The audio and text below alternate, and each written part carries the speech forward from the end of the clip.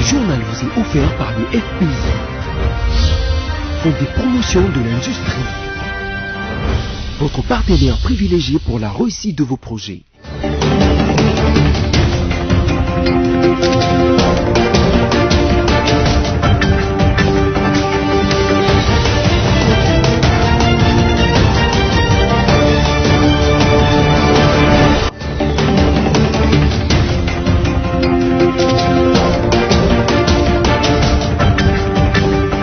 C'est l'heure du journal. Mesdames, Messieurs, bienvenue. Voici la charpente. 32 ans déjà depuis que le président Mobutu avait ouvert le pays au multipartisme, un certain 24 avril 1990. Le premier président de la haute cour militaire encourage les acteurs judiciaires de la juridiction militaire de l'Ituri pour le travail abattu, surtout en cette période de l'état de siège. Le tout-puissant Mazembe Englebert a acquis son billet pour les demi-finales de la Coupe de la Confédération africaine aux prises avec Pyramide FC d'Égypte dimanche 24 avril au stade de TP Mazembe de Lubumbashi.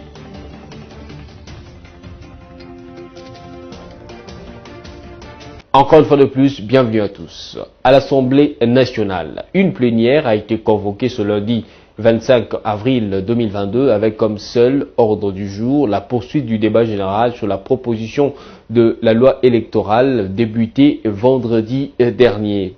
Et puis comme vous l'avez suivi en titre, 24 avril 1990, 24 avril 2022, 32 ans jour pour jour depuis que le maréchal Mobutu Sese Seko Kukungwendo Wazabanga a donné le go du processus de démocratisation du Zaïre, aujourd'hui Congo, et mis fin au monopartisme avec le MPR, parti État, au cours de son discours historique prononcé à Lansele, à Kinshasa. C'était un mardi 24 avril 1990 à Lansele, devant ses ministres, ses magistrats, ses généraux et parlementaires, que le président du Zaïre, Joseph Désiré Mobutu, lâchait l'arme dans les yeux, la fameuse phrase à 3 mots. Comprenez mon émotion. C'était lorsqu'il prit la décision de prendre congé du parti unique, le Mouvement populaire de la Révolution, MPR, parti État, afin que cette formation politique se choisisse un nouveau dirigeant. C'était le lancement de l'ouverture de la RDC, Zaïre à l'époque, au multipartisme après 25 ans de règne de l'aigle de Kawele, règne dominé en majeure partie par la gestion du pays par le parti État qui était le Mouvement populaire de la Révolution au sein duquel toute la destinée de la nation se planifiait. Quelque temps après, le président Mobutu convoqua par voie d'ordonnance la conférence nationale dite souveraine CNS, dont les travaux furent dirigés par l'archevêque de Kisangani, Monseigneur Laurent Mosengo Passigna. Ces assises tenues au palais du peuple plusieurs mois durant aboutirent à la mise en place du Haut Conseil de la République, Parlement de transition HCR, PT en sigle, avec à sa tête le même prélat catholique, et à l'élection du Premier ministre Etienne Tshisekedi Wamulumba, l'opposant emblématique. Notez que la journée du 24 avril est systématiquement considérée comme la journée nationale de la démocratie par les Congolaises et Congolais. C'était dans une cérémonie haute en couleur que l'association Lions Club Lipopo Kinshasa a célébré le 41e anniversaire de sa charte, une cérémonie qui a également permis de recevoir officiellement un nouveau membre. Images et commentaires. 41 ans déjà depuis la mise sur pied de la charte de la structure Lions Club Kinshasa Lipopo. Ainsi, cette date ne pouvait pas passer incognito. Vendredi 22 avril, en début de soirée, les membres de cette association se sont réunis autour d'une table pour fêter et en même temps poser les jalons pour un meilleur avenir. Dans son mot de circonstance, Richard Achinda, président du Lions Club Kinshasa Lipopo, a rappelé à l'assistance que leur structure est une association internationale qui se veut au service des autres. Permettez-nous de rappeler que le Lions Club International est un club de service international constitué des hommes et des femmes qui se vouent au service des autres. C'est la plus grande et importante organisation philanthropique humanitaire du monde. Ainsi donc, notre service a le pouvoir de réaliser un plus grand bien à nos concitoyens dans le besoin, et l'excellence de notre service commence par nous tous. Ensemble et par un engagement individuel renouvelé, si nous donnons de notre temps, de notre argent, de notre talent ou savoir-faire, et si nous sommes tolérants les uns envers les autres, il est sûr et certain que nous allons offrir un service de qualité et efficace à tous ceux qui en ont besoin dans notre communauté. Engagés pour servir, être acteur et non spectateur pour les services doit être le credo de chacun. En effet, partout où il y a un besoin, on trouve un lion. L'hippopo et mata. L'hippopo et mata. L'hippopo et mata. Je vous remercie.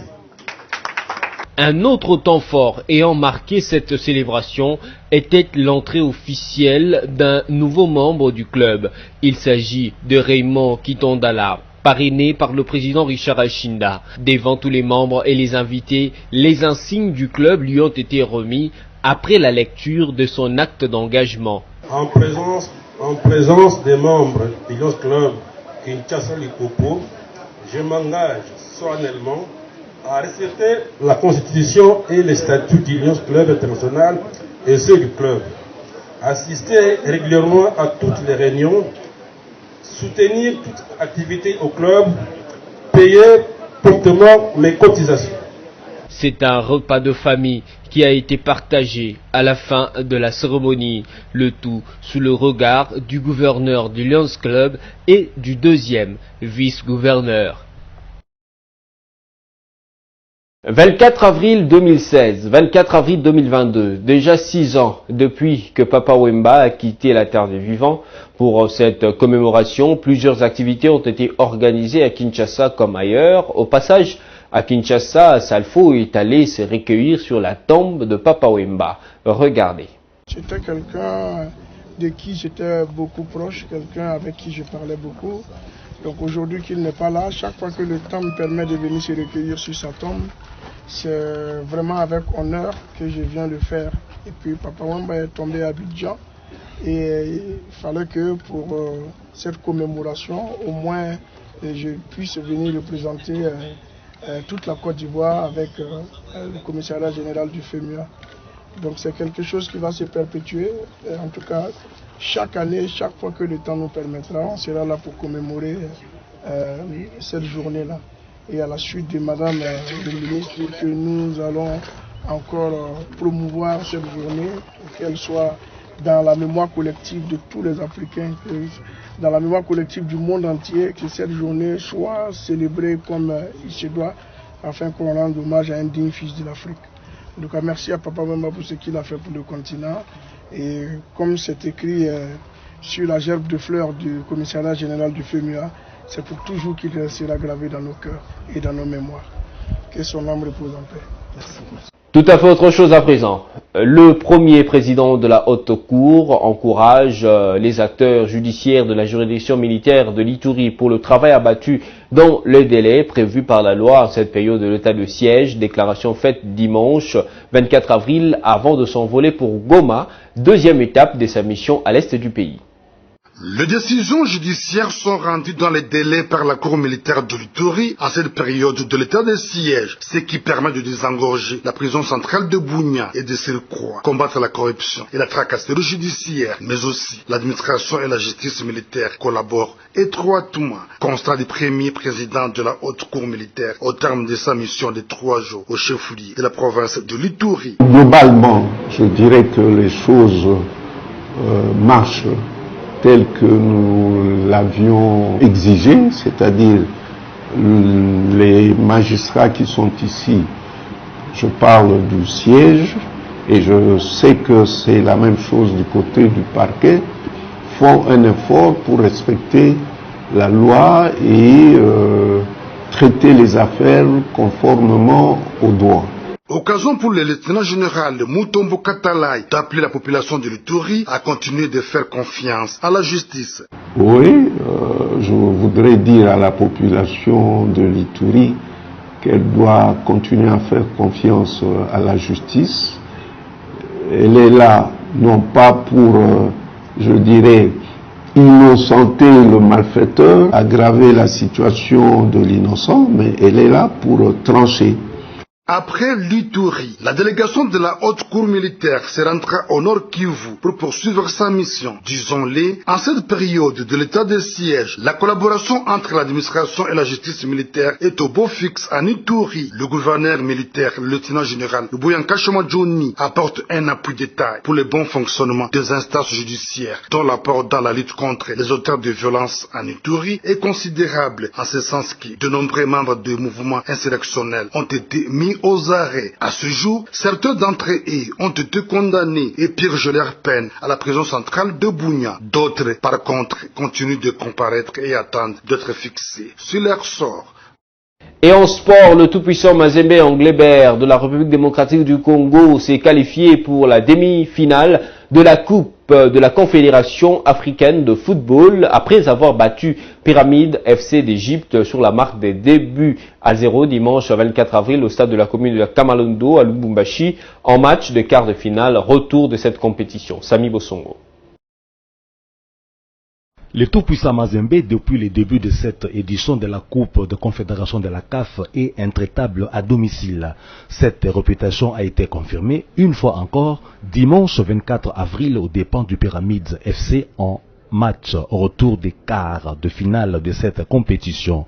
Le club égyptien a été battu en brèche durant la première mi-temps et a encaissé 2 buts face au bloc haut mis en place par le tout-puissant Mazembe. Ce dernier aurait marqué 4 buts si Kofi Kwame, le premier buteur mazembien, n'avait pas loupé le penalty à la 14e minute, penalty mis en évidence grâce à la VAR qui a été utilisée lors de ces duels. Jephté Kitambala, qui a marqué le deuxième but de Corbeau, Louchois avait aussi raté une occasion franche de scorer à la 22e minute. À la seconde mi-temps, le club égyptien paraît plus fort, impulsé par l'énergie du désespoir. Son bloc haut pose de sérieuses difficultés au tout-puissant Mazembe qui, malgré tout, garde sa cage inviolée. Mais face à une contre-attaque des Égyptiens à la 87e minute, le portier Siadi Bagio a dû sortir les grands jeux pour sauver le tout-puissant Mazembe. La dernière occasion de cette partie est à l'actif du jeune attaquant Corbeau Amissi Bakata qui seul face au portier égyptien a manqué, comme qui dirait, l'immanquable. En demi-finale, le tout-puissant Mazembe retrouvera le 8 mai la formation marocaine de la Renaissance sportive de Berkane, tombeuse d'un autre club égyptien, à savoir Al-Masri. Et en dehors de nos frontières, le président sortant de la France a été réélu pour 5 ans avec plus de 58,54% de voix dimanche face à Marine Le Pen. Une victoire obtenue grâce à un front républicain. Emmanuel Macron est devenu dimanche le premier président de la 5e République française à être réélu depuis Jacques Chirac en 2002. À l'âge de 44 ans, Emmanuel Macron a été réélu président de la République française dimanche 24 avril 2022 avec 58% de voix contre 41 attribués à Marine Le Pen. En termes de nombre de votes, 18 779,641 pour Macron et 13 297,760 pour Marine. Cette victoire célébrée sur le Champ de Mars à Paris au pied de la Tour Eiffel dans la soirée du même dimanche, accompagné de son épouse Brigitte, Emmanuel Macron fait son entrée en scène à 21h30 entouré d'une trentaine d'enfants sous le fond du confort acoustique entonnant l'hymne européenne à la joie de la 9e symphonie de Beethoven. Une quinzaine de minutes suffisait pour dire l'essentiel devant de milliers de Français venus rendre hommage au nouveau chef de l'État qui va rassurer à son tour avec un discours de victoire et de cohésion. Le président français a affirmé qu'il n'est plus le candidat d'un camp mais le président de tous, tout en demandant aux partisans de ne pas huer son adversaire du deuxième tour à la présidentielle. Emmanuel Macron a vivement remercié tous les électeurs qui ont voté pour lui, non pour ses idées, mais pour faire barrage à celles de l'extrême droite. Devant doute et division, le chef de l'État promet une méthode refondée pour une meilleure gouvernance de la France, tout en assurant que nul ne sera laissé au bord du chemin, évoquant la nécessité pour lui de faire appel à la bienveillance et au respect. Et voilà, ne nous quittez pas. À présent, la revue de presse.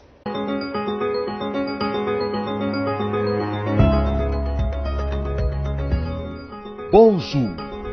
Ouvrons la page de la revue de presse de ce jour avec ce titre à la une du forum des As.net, Assemblée nationale, à qui profite un passage en force. Dans la chute de cette analyse du débat général sur les réformes électorales, dont les débuts est effectif depuis vendredi 22 avril, ces médias écrits. De l'avis de nombreux observateurs, les discussions en cours sur la proposition de loi électorale à l'Assemblée nationale, sans l'opposition, balisent la voie de la contestation des résultats sans minimiser tout ce qui va avec. C'est donc ici que les analystes convient les députés de l'Union sacrée de la nation à plus de responsabilités au fin d'un processus électoral concerté. Car il n'existe nulle démocratie au monde sans l'opposition. Qui sait si la victime entre guillemets d'aujourd'hui pourrait devenir le bourreau de demain et vice-versa. Gouverner, c'est prévoir, postule Émile de Girardin. Poursuivons avec Radio-Okapi.net qui a communiqué notamment sur la santé publique avec le paludisme qui, selon l'OMS, présente un bilan de 241 millions de nouveaux cas et 627 000 décès en 2020 dans 85 pays, dont la RDC. Avec ces statistiques, le paludisme fait partie des causes principales de mortalité et ces chiffres ont été publiés à l'occasion de la célébration ce lundi 25 avril de la journée mondiale de lutte contre le paludisme, dont le thème pour cette année est « Innover pour réduire la charge du paludisme et sauver des vies ». L'OMS constate qu'aucun outil de palette actuelle de lutte ne permettra à lui seul d'atteindre les objectifs de la stratégie mondiale visant l'élimination d'au moins 90% des mortalités palustres d'ici 2030. D'où son appel à investir et à innover pour trouver de nouvelles approches de prévention et de lutte anti-vectorielle. Fermons avec la bonne nouvelle médiatisée par C2sur7.cd sur la carte d'identité nationale numérique dont seront bientôt dotés les Congolais vivant aussi bien au pays que dans la diaspora. En date du 2 mars 2022, renseigne ces médias, le Premier ministre Sama Lukonde a signé un décret portant création de la carte d'identité nationale, CIN. Elle certifie et fixe l'identité congolaise de la personne qui la porte. Notons, entre autres détails fournis dans l'article, que la CIN sera délivrée au pays dans les antennes de l'Office national d'identification de la population, ONIP en acronyme, et pour les Congolais de la diaspora dans les postes diplomatiques ou consulaires. Merci pour l'intérêt manifesté vis-à-vis de cette revue de presse.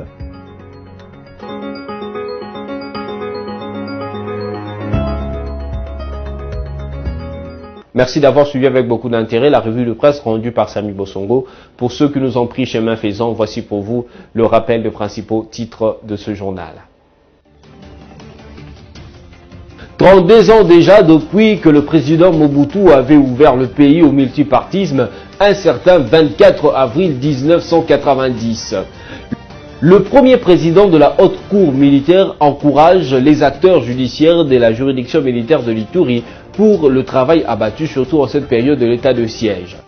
Le tout-puissant Mazembe Englebert a acquis son billet pour les demi-finales de la Coupe de la Confédération africaine aux prises avec Pyramide FC d'Égypte dimanche 24 avril au stade de TP Mazembe de Lubumbashi.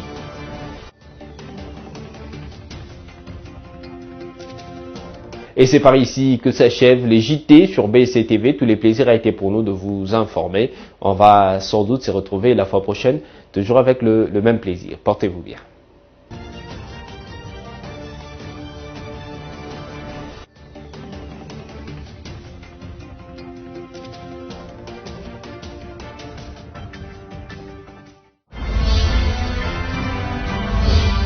journal vous a été offert par le FPI, Fonds des promotions de l'industrie, votre partenaire privilégié pour la réussite de vos projets.